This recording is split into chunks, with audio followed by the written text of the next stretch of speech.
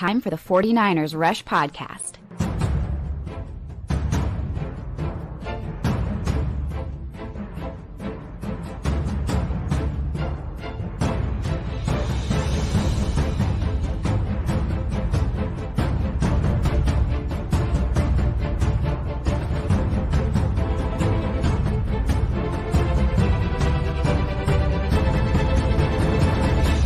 And here's your host, John Chapman. What is going on, faithful? It is absolutely incredible to be back with you guys. I was live at training camp this morning, got to hang out with a lot of really, really cool people. Man, it was really cool being there. I'm just going to be honest. Today's atmosphere at training camp was pretty incredible. Main reason was just the crowd. Yeah, the weekend, the previous practices that I went to were during the week. So, it's mostly dudes that look like me out there. There are some families and whatnot out there. But today, being on the weekend, unbelievable. There's probably an extra 2,000 or 3,000 people that were out there, lots of kids. Atmosphere was incredible. It was just such a really, really good time. So I went live right afterwards. It was pretty windy out there, so the audio was a little messy. So I didn't share that audio on our feed as far as just podcast version. So if you want to get that, you can check that on YouTube. It's just the audio was just a mess. I didn't want to share it. So anyway, I want to spend this time, the title of the show is Who is the Best at 49ers Training Camp so far? And I want to break it down to 2 offensive, 2 defensive players. Then I want to go through all my notes, which I've got, I don't even know how many pages notes I got. I think I'm up to about 10 or 12 page notes from training camp. And shout out to, everybody helping me out, Matthew and Rusty and Vicky. She's incredible. And it was just such a good time today. We had such a blast out there. So a lot of stuff going on. So couple things about today. Not everybody practiced today. Purdy, he had time off, which initially Shan said, 2 days on, 1 day off. Now that's 2 days on, 2 days off. But he said in about 6 days, it's going to switch to 2 days on, 1 day off. We'll see about that because the time off is weird. There's been no setbacks to Purdy, which is the best news of all of training camp. But it is weird because he said similar things about Jake Moody that, Jake Moody's going to kick every other day. That hasn't been true either. It seems like Jake Moody's kicking 1 day, 2 days off. He had off today as well. But I say off, he's out there. He's going through everything. But when it's his turn to kick the ball, he just goes through the motion. He doesn't actually kick the ball on kickoff or field goal, whatever. He doesn't. Zane Gonzalez is doing it every single day. So yeah, it's been a little weird as far as just, days on, days off goes with Brock and with Jake Moody, because what was alluded to in the initial press conference doesn't seem to be the reality. But we'll see. It's early. There is no need to press people. That's not it at all. CMC had off today as well. He was running around with a backwards baseball cap, just having a good old time. Trent Williams wasn't out there either. And a few of the other kind of key starters, they were out there for practice, but didn't get a lot of reps. This was, I don't want to say backup day, but kind of your very, very experienced guys weren't out there a lot.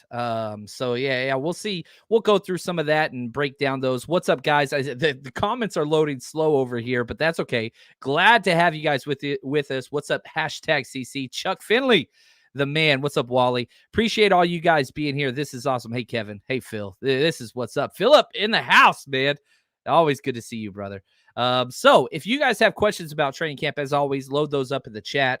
We can get to those, but I've got a lot of stuff planned. Got some cut-ups as well. But yeah, let's jump in. Let's talk the best 2 offensive players in camp thus far. And I'll start it off by saying this. If you were to pick who the best player, offense, defense, special teams, don't give a damn, Chuck Finley has called it. It is Brandon Ayuk, number 11, Frankenstein, Silver Surfer. These are all the names I've used for him throughout this time. I don't think any of them are ever going to catch on, but that's okay. They catch on up here. Brandon Ayuk is different. There was one point during Team Red Zone today, which was one of my favorite drills when I was coaching, when I was playing. It's when games are won and lost, right? This dude scored not 1 touchdown, not 2 touchdowns, but 3 touchdowns in red zone period within 7 plays. Within 7 plays. He wasn't even out there all the plays. He's unguardable. And he caught it from, I think he had, it might have been one from all 3 quarterbacks, but I know it was at least one from Sam, at least one from Darnold. This is just the red zone period.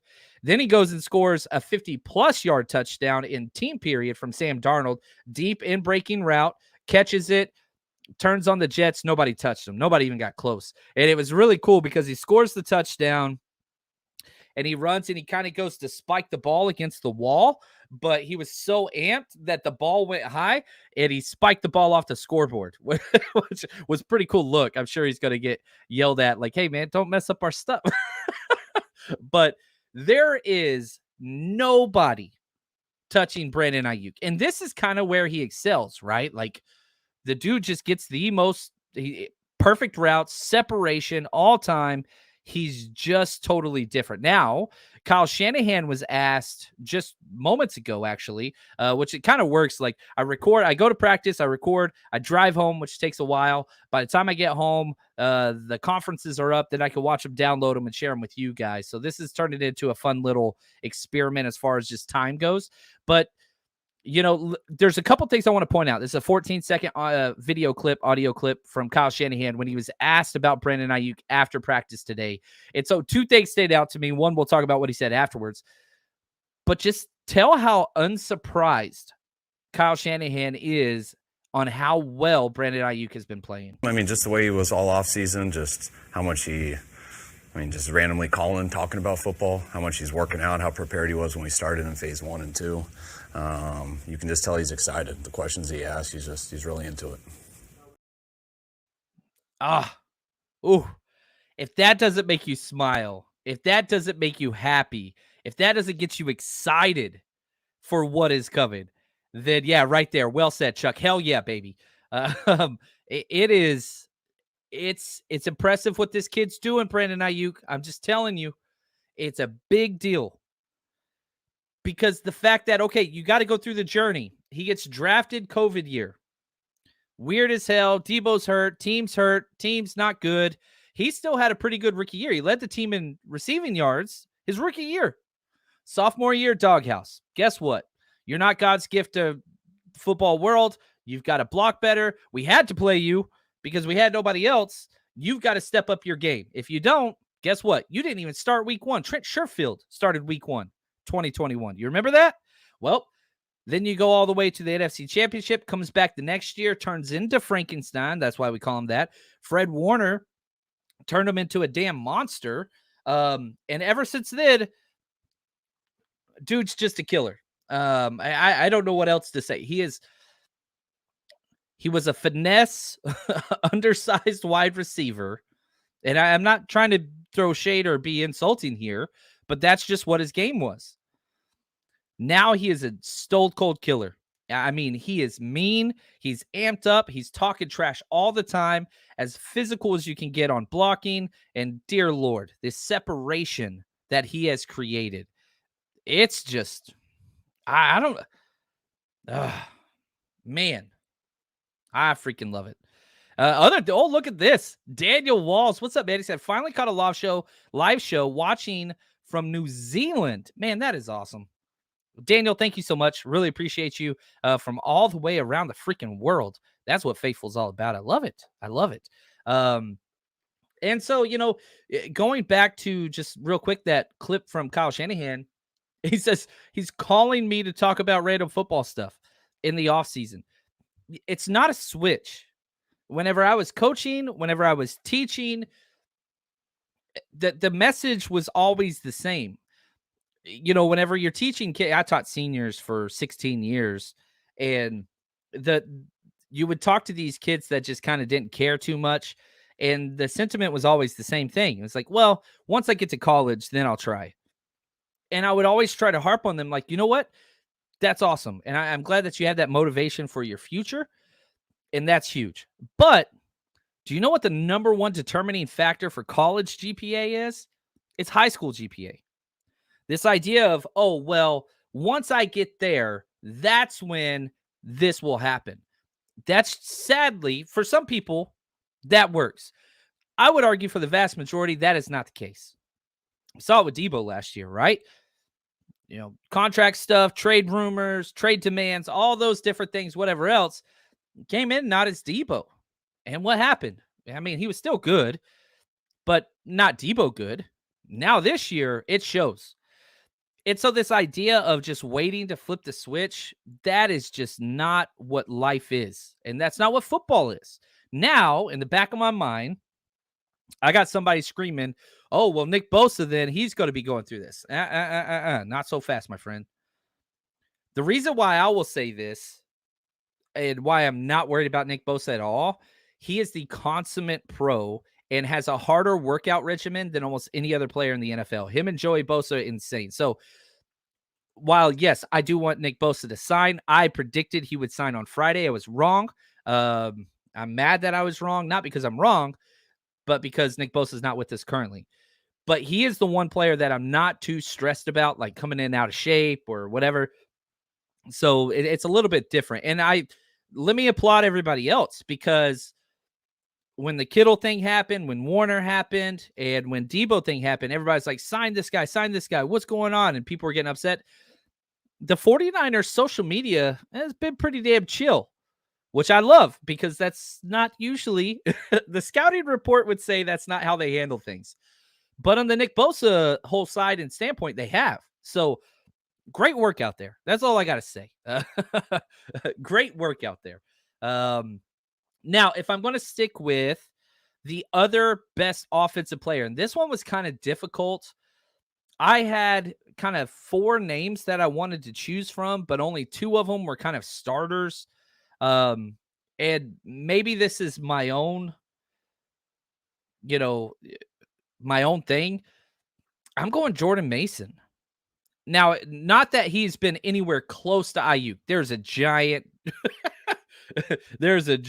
drop off from Brandon Ayuk, and I'm not saying Jordan Mason is there, but a running back to pop off right now without pads is rare.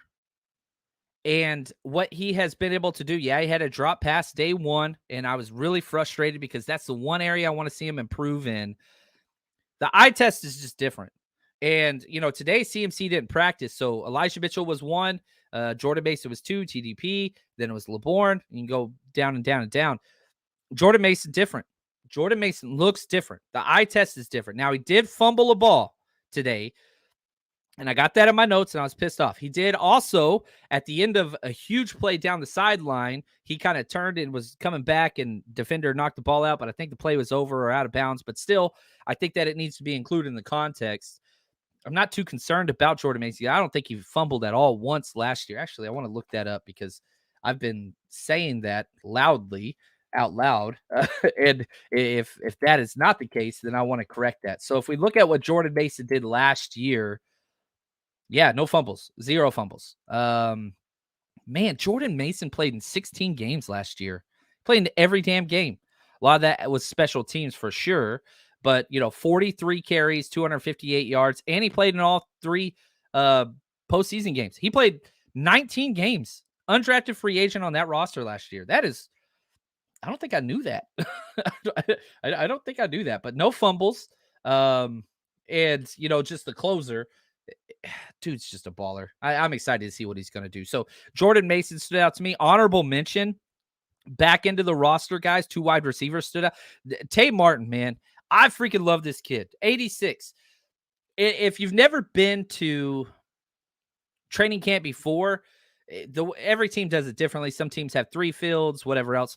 The 49ers have 2 fields stacked side by side, okay?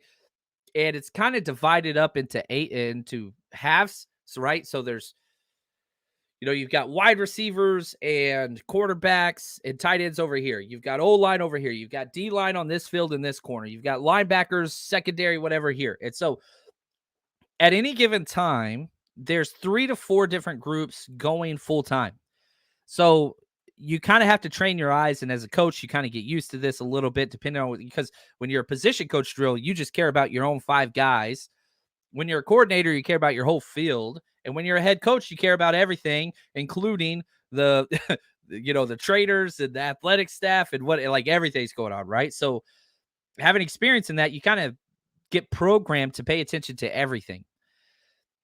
So my eyes are doing this number constantly, man, just, trying to get as much as I can in the short allotted time as possible. Because again, you can't film. You can only film during the first 4 periods, which are individual drills. As soon as they go team or 7-on-7 or skill, you got to put your cameras down. You can't do that. So there's nothing to really record what's happening. 86, Tay Martin, wide receiver, went to Washington. Then he went to Oklahoma State. He's from Louisiana. This guy, you'll be watching this drill and you'll see a dot and you look over and like, who the hell is that? And he's not even the fastest guy. That dude is playing. And I was talking to my good friend Donald. What's up, Donald, if you're watching this? That dude leaves it all on the field. Every single rep, special teams, individual special teams, wide receiver blocking drill, does not matter. He's not a top-end speed guy. He's not a freak athlete. He is 100% committed and leaving everything on the field every single damn play. In my notes, what I do is I walk down, and if something jumps out, I write it down. I have Tay Martin mentioned at every single training camp I've been at. He is one of the only players that's not a starter that continues to jump out. Now, I could counteract that point and say, well, he doesn't have a lot of catches in team, and he does not. I'm just going to be honest. He hasn't. He's got targets. He's gotten open. They've just missed him a few times. So Tay Martin's somebody that I'm watching, and I'm from a coach. These are the type of guys I want, at least on my practice squad, right? Because he is going all out all the damn time. And so I'm telling you, I freaking love that. Also, Isaiah Winstead, the undrafted free agent out of East Carolina, the Pirates. What's up, buddy? He had his first catch today in team drill. Looked pretty good. Nice release. He looks good. So, and probably Sam Darnold. I think I got to say Sam Darnold. Look right here. Bomber T. He says, from what I'm gathering, sounds like Darnold is getting better with every practice. Is that the case, John? I'll say this. Sam Darnold's weird, okay? Because the way practice starts is individual quarterbacks throwing the ball around. Then they'll go in and they'll do some like handoff cadence, practice. Then they'll just do some simple kind of just catch and Saints drill routes. He looks not good in any of those. I walk away after watching quarterback individual drills thinking Trey Lance is amazing. Brandon Allen's better than Sam Darnold. Brock Purdy's better than everybody. And Sam Darnold's just like, I just like, no. Then we get to 7-on-7, no linebackers, no line. Sometimes they got linebackers out there, but whatever. 1-on-1s, 7-on-7, scale, whatever you want to call it. And I'm still just like, man, Sam Darnold, just no. He does not offer what Trey Lance and Brock Purdy do. Do not. Then we get to team. And Trey Lance took first team reps in team to start and to finish. But Darnold got first team reps in, red zone team. And Sam Darnold just surprises me in team every time. And I feel like 2 out of 3 practices, he's had better practices than Trey Lance. Again, I've only been to 3. That's all that's been open to us. Trey Lance had 1 better day. There's a difference in the quarterbacks. There's no doubt about it. Darnold showed up for team. He's looked lost at times. He's made bad reads at times. And I saw somebody like put out there like, oh, he had 3 touchdown passes and blah, blah. And I was like, man, he got 2 of those were sacks, but you can't sack the quarterback right now, right? So like Javon Kinlaw busted up the middle once and like literally had to stop and pull backwards just so Darnold could throw the ball. And like everybody's like, oh my God, this is amazing. And I was like, dude, that's not it was a bad read. He didn't make a decision, got sacked. But same thing happened to Trey as well on another play when his fellow North Dakota State guy got him. When Spencer Waggy got him. So it's interesting. I would argue Darnold's definitely been better at team. No doubt about that. Trey Lance has looked better with decision-making process. Today, I didn't think the statistics would say it's a better day as far as completions and whatever else. Man, Trey Lance had a play today where he was with the wide receivers are on a different rotation than the O-line and quarterbacks, so you always get weird mixes. He threw a freaking strike. I mean, would have been a Sports Center top 5 play to Chris Conley, of all people. Touchdown pass, perfect. I mean, absolutely incredible. Not sure another quarterback on this roster would have made that same touchdown throw. Very next play, simple rollout. Debo's just on an out route, and it was just a pitch and catch while Trey's running, while he's rolling out.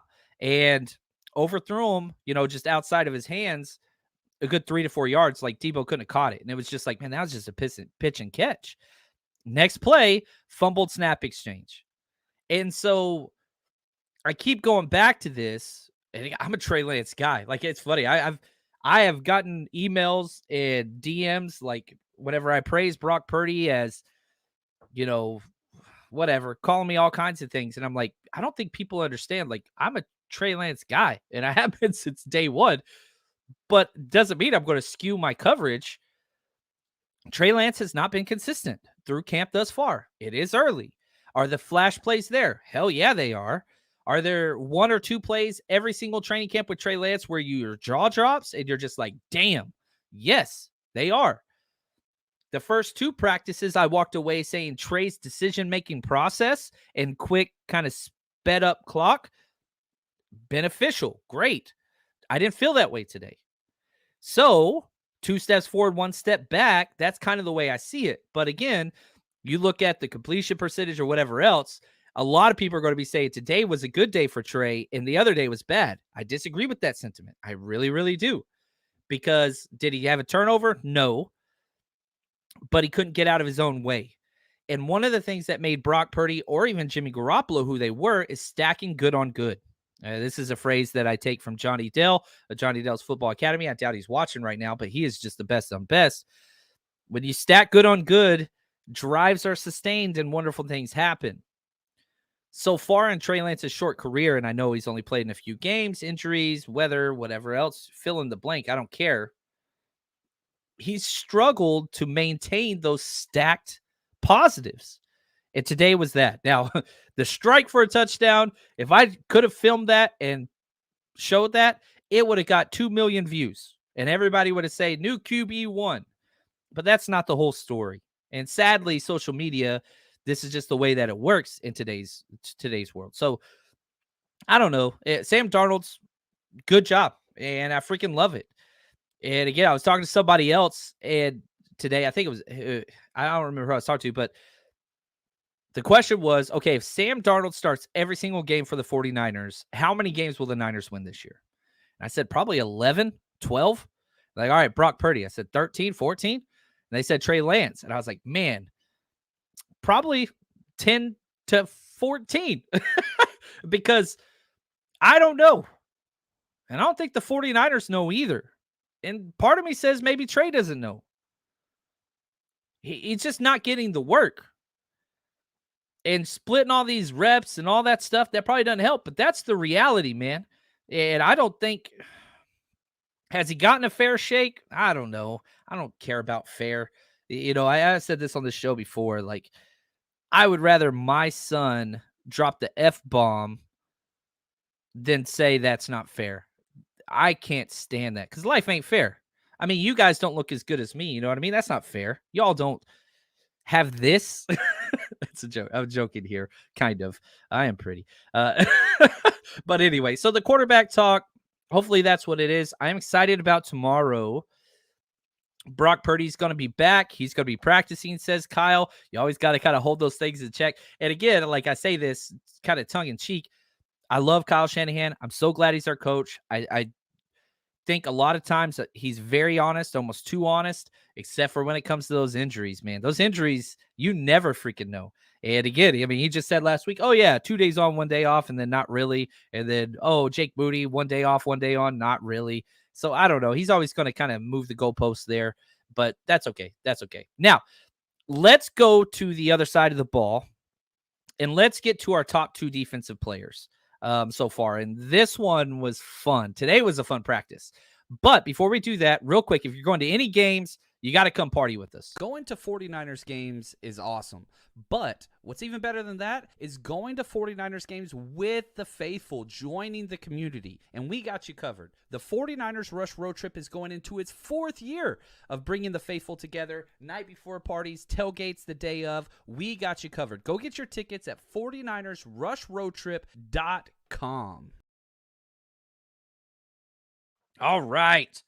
So, defensively, I think the entire story has been defense is ahead, defense is ahead, defense is ahead. Today, that pendulum, it started to eke back.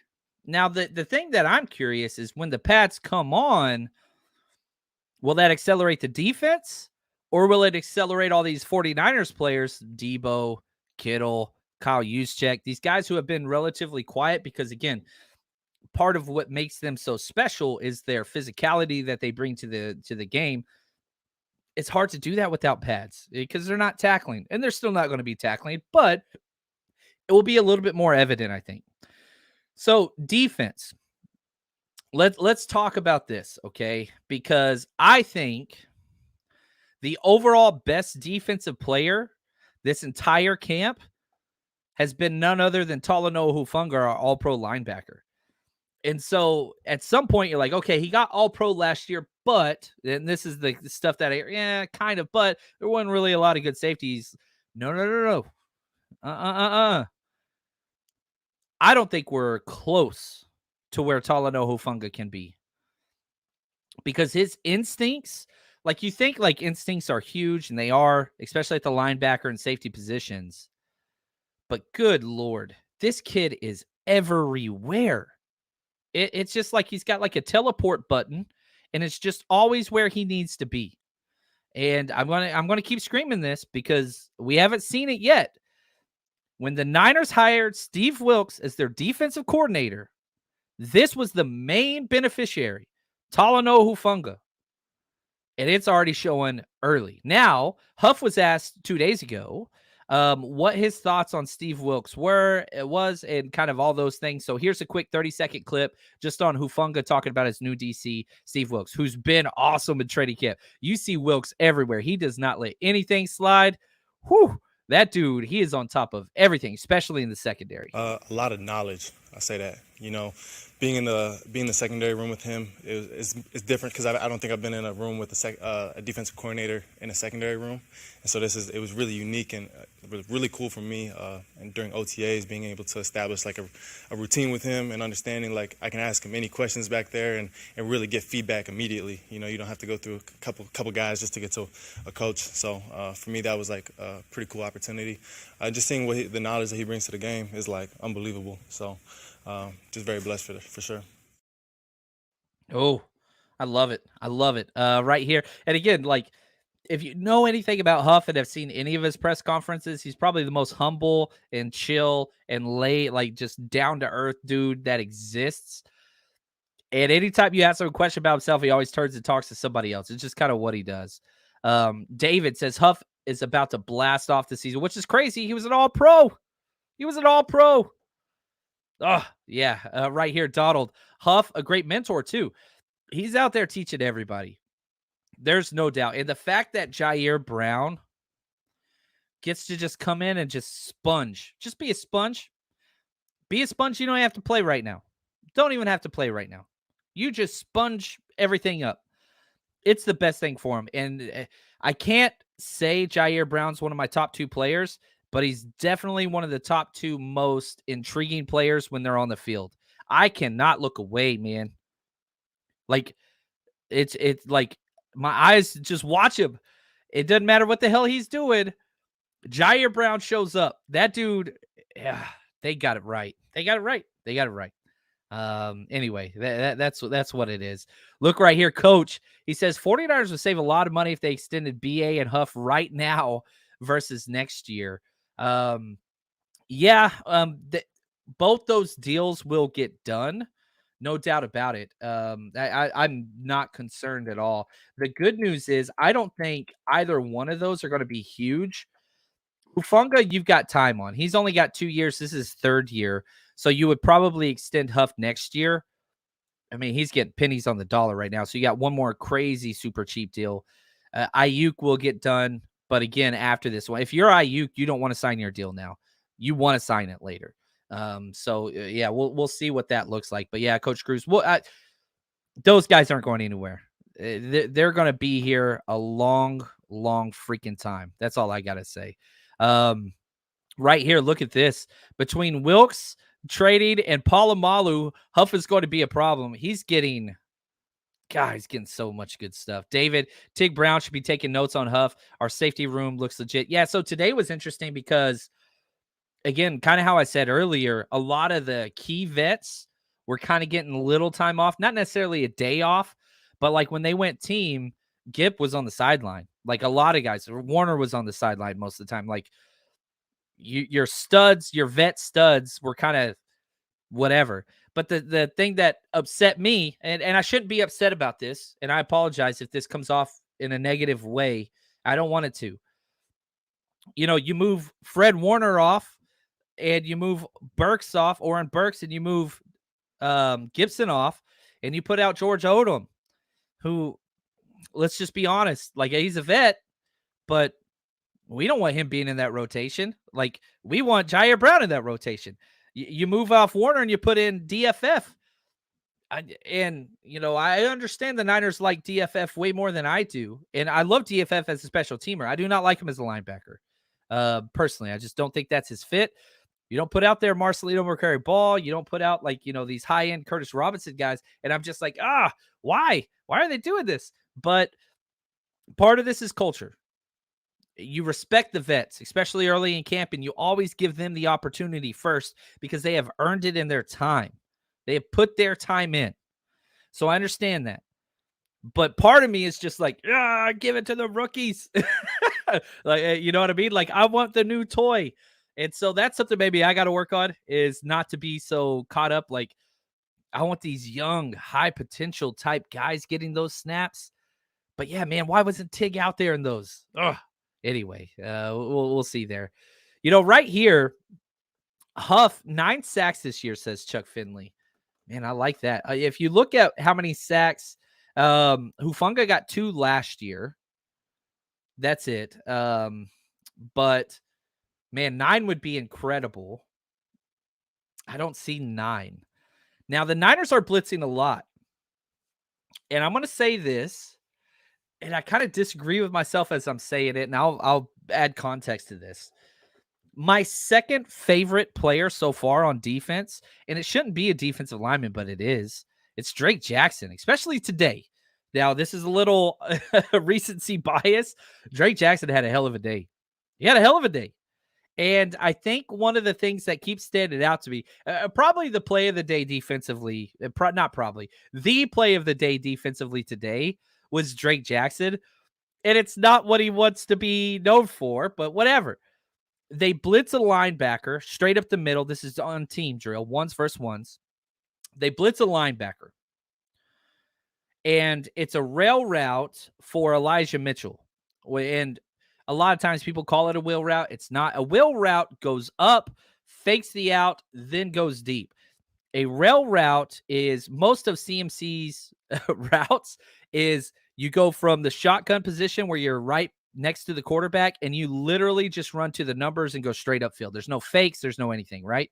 So Elijah Mitchell's on this rail route, which is basically a go route from the running back position. If you blitz a play side backer, you know what? Why am I explaining this? Drake Jackson drops back into coverage, gets a pass deflection, and celebrates by giving the strapped, you know, that's the new thing that the defensive backs, like, they make it look like they're putting on their seatbelt. And so Drake Jackson did that after he got the pass breakup, which was hilarious. I was rolling. But, you know, how do I say this? Question gets asked, which I'm thankful that it gets asked. You got to ask for the wrong purpose and the wrong tone, and people trying to, like, be negative, but whatever. But listen to Kyle Shanahan's response. The question, the way it was framed, was, why do you have Drake Jackson dropping back in coverage? Type of a question, you know, whatever else. Here's what Kyle Shanahan had to say in a quick 30-second clip. That just happens every time that an inside linebacker blitzes and you're in scat protection, the back goes. The DN has to peel. So That's just all of football, whoever that is. Kerry Hyder got caught in it a couple days ago, and he did an awesome job on him. So that's just an unfortunate situation that when defenses call those blitzes, they're praying that's not the offensive play call, and sometimes it happens, but that's never something that people want to happen, but something you got to deal with it if the plays match up. Yeah, so like that's just it doesn't matter. Football, if you're going to blitz, you have to be sound, right? So like if you're rolling a certain coverage and blitzing a backer, if somebody flares out, which could you almost always only be a running back, you have to do that. We taught that my first year in 8th grade football coaching drill. Like this is not whatever, but every single level you have to do that. If you are ever going to blitz and you lose a guy, there's a possibility you're going to have a backside cut off for the defensive end. That's just what it is. But the impressive thing was Drake Jackson running step for step with this cat gets a pass breakup.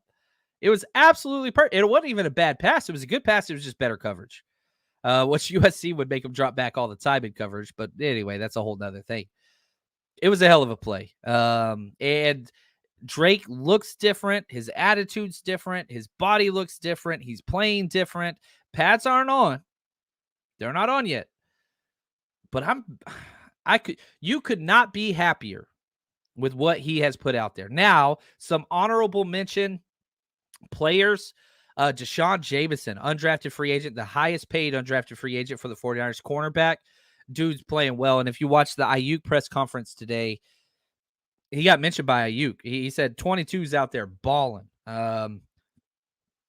He's making this roster. I'm telling you that now.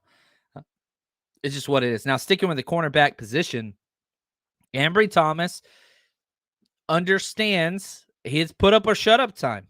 He's breaking down the DBs. He's vocal out there. He's bringing lots of energy. He is doing everything that he needs to do to get back to where he was. And so Ambry's fighting. And I thought Ambry's been playing well. He has given up some plays, though. But tomorrow is Judgment Day for number 20. I'm going to be watching him a lot. Steve Wilkes said, what's on Ambry Thomas? Oh, it's been great. He's been great. But we don't know until the pads come on with him. We got to see how he answers physically to what's going on. So, but I think it hasn't been a bad camp, but he has given up some plays. Kinlaw, he had a sack today. He's having a good time out there, man. He's in the best shape, being healthy. He's having fun. And with certain players, there was always, you just got to know what makes players tick. As a coach, I would always tell my coaches, learn your position players. You got to figure out which guys can you jump on? Which guys do you have to challenge? Which guys do you need to get to relax? Which guys do you need to stop coaching? Everybody responds differently.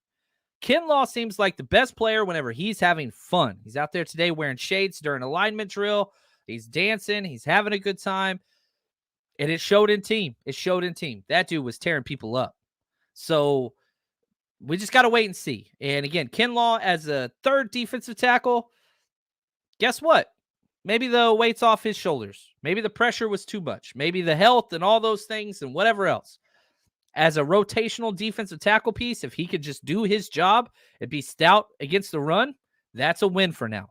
That's the way I see it. So anyway, we got some Jim Everett talk happening in the chat.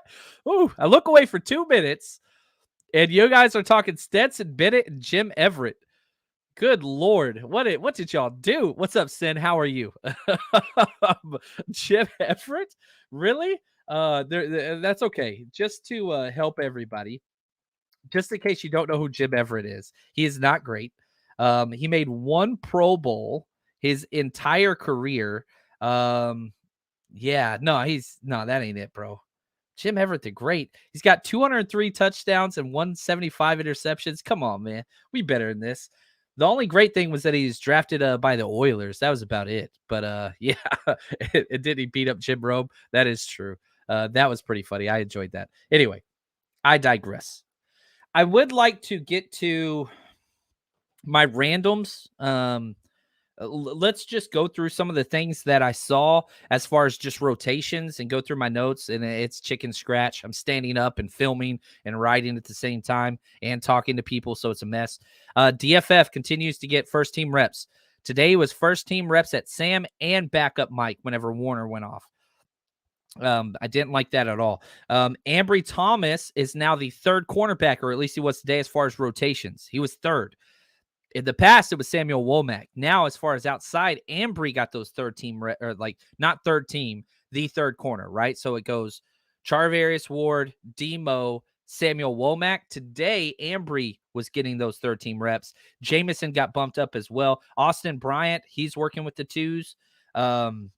Let's see here. I don't want to talk quarterbacks. McKivitz jumped off sides on the very first team play. That was pretty frustrating. I didn't like that. Jalen Moore started in place for Trent Williams, who got a rest day. Charlie Warner, he was out there. The opening set was a 2 tight end set, 12 personnel. Charlie Warner, Kittle, they were the starters again. So whatever you want to take there. Jordan Mason, I've got 4 stars by his name. Continue to just pop and show, just looks different. Alex Barrett got a sack on Darnold. One of Darnold's touchdown passes where everybody went crazy. It was like Alex Barrett literally just stunted and walked up, high five Sam Darnold. Darnold steps to the side and throws it deep and got a touchdown, but it was a sack. Zakel had a bad snap to Brandon Allen. He had to pick up off the ground. John Feliciano was taking center snap. So the question of, okay, how are they going to do backup interior offensive linemen? This one, John Feliciano, I've seen him at left guard now. I've seen him at right guard now. I've seen him at center. So it seems like he's kind of 100% stepped into this utility interior offensive lineman. So I am to the point now where I would say if Banks went down, if Brindle went down, or if Spencer Burford went down, the first player off the field, for all 3 of those spots is John Feliciano. I just think that's what it's going to be. Jason Poe, he would be the backup guard behind that. Nick Zakel would be the backup center behind that. That's my own interpretation. I'm sure somebody could dispute that, but that's the way that I see that backup interior offensive lineman looking currently, unless somebody steps up. There are some other guys, Joey Fisher, Il Manning. There's lots of other guys in contention there, but that's the way I've seen it so far for rotations.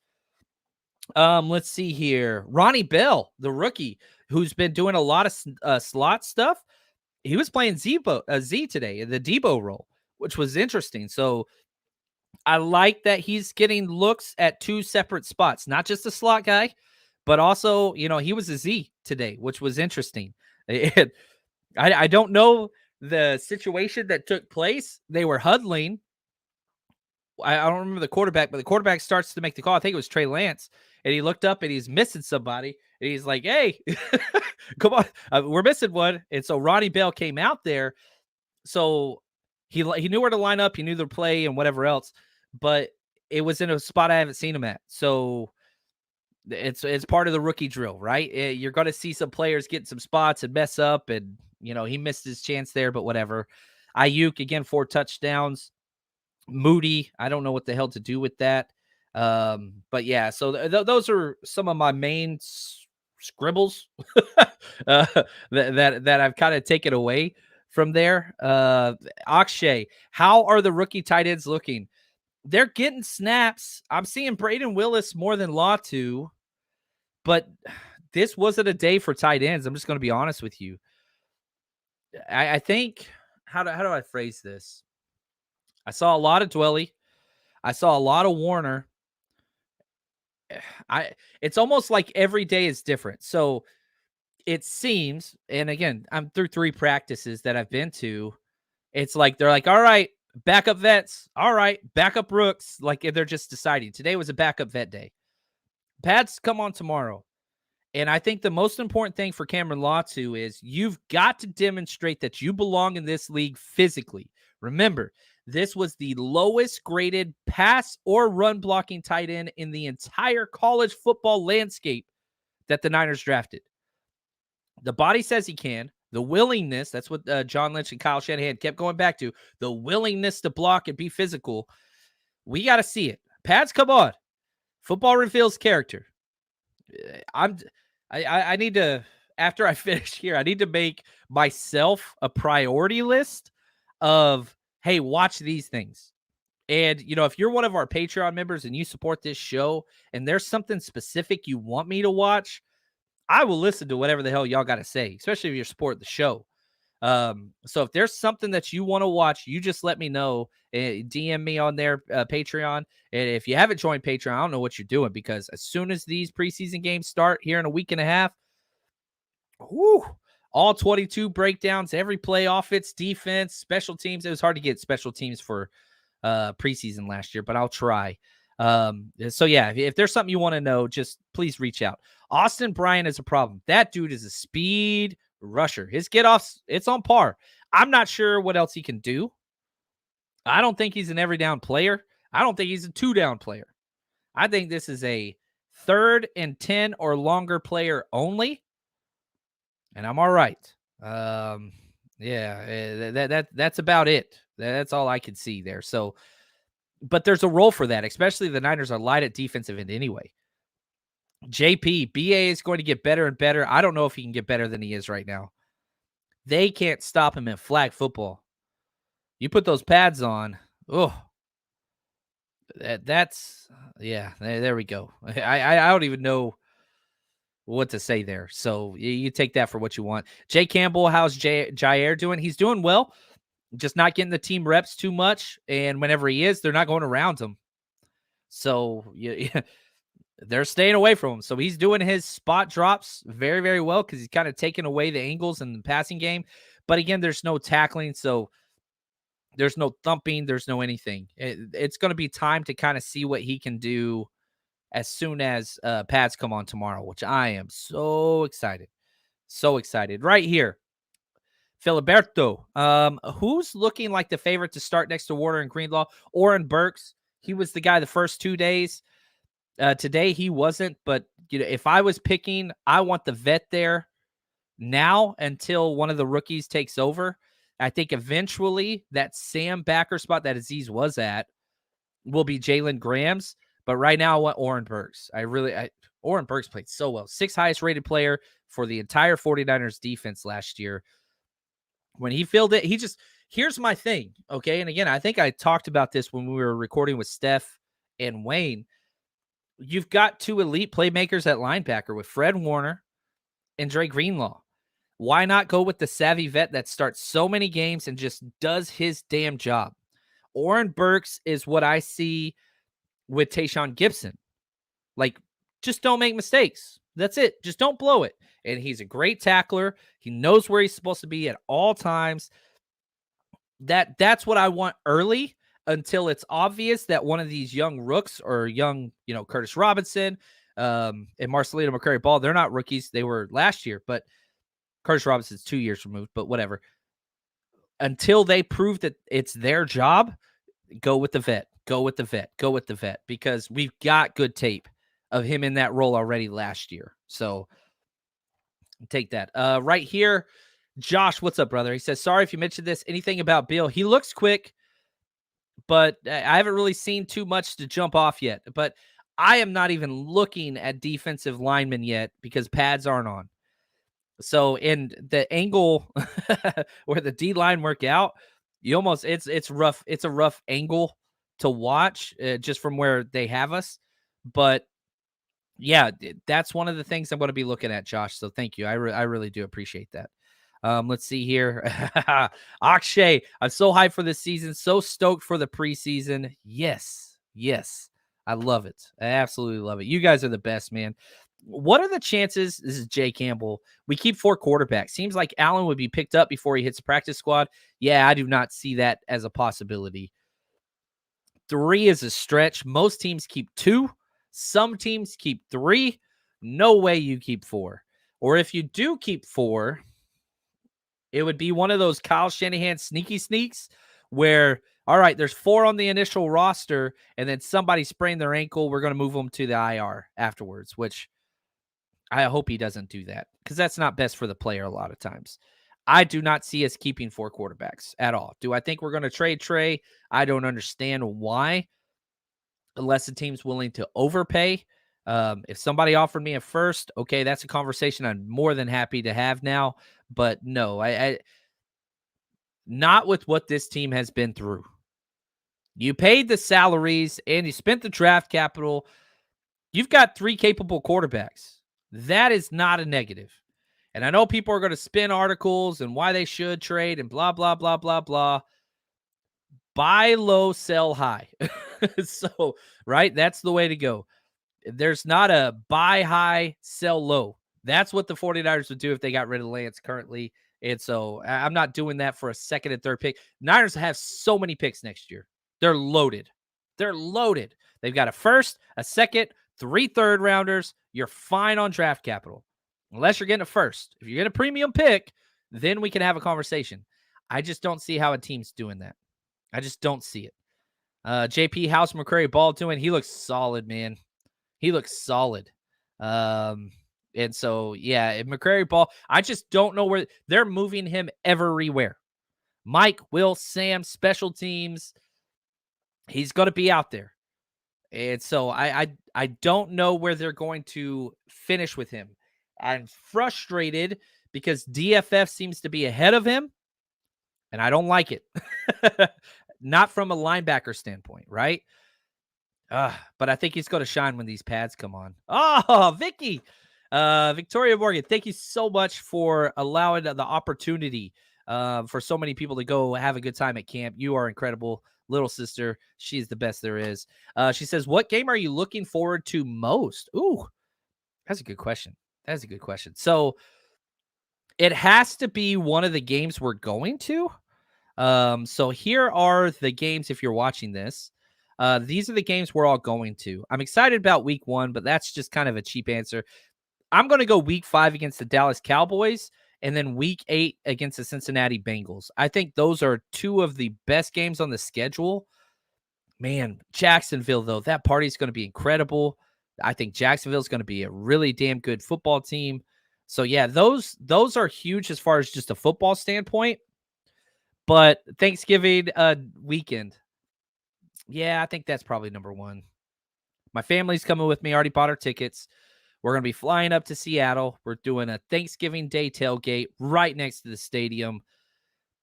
And, yeah, my family's going to be with me. You know, my wife works Sundays, so it's hard for her to, you know, come to see what we do. But, yeah, she can't back out now. I bought her the ticket.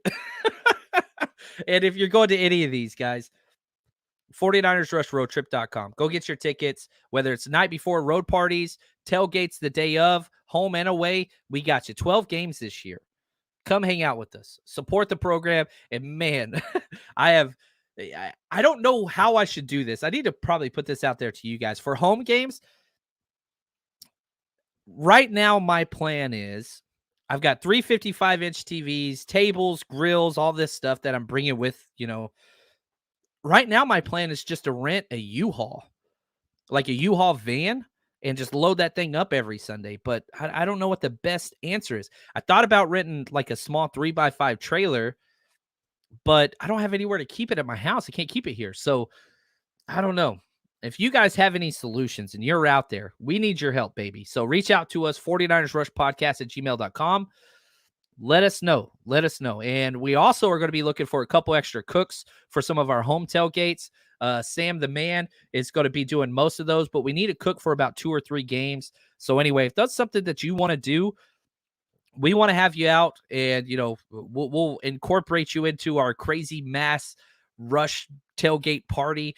But only if it's something that you want to do. We'll try to kick back some financials if things go well and all those things. But yeah, if you want to be a part of those things, you want to help, reach out. Vicky's the absolute best. Thank you so much. But that's going to do it for us today. I'll be at practice early in the morning. First day of pads. A lot of stuff to look forward to. And, man, I love this time of year. It seems so easy right now. But wherever you are, emotionally, physically, ready for football, you should be. And until next time, stay strong, faithful.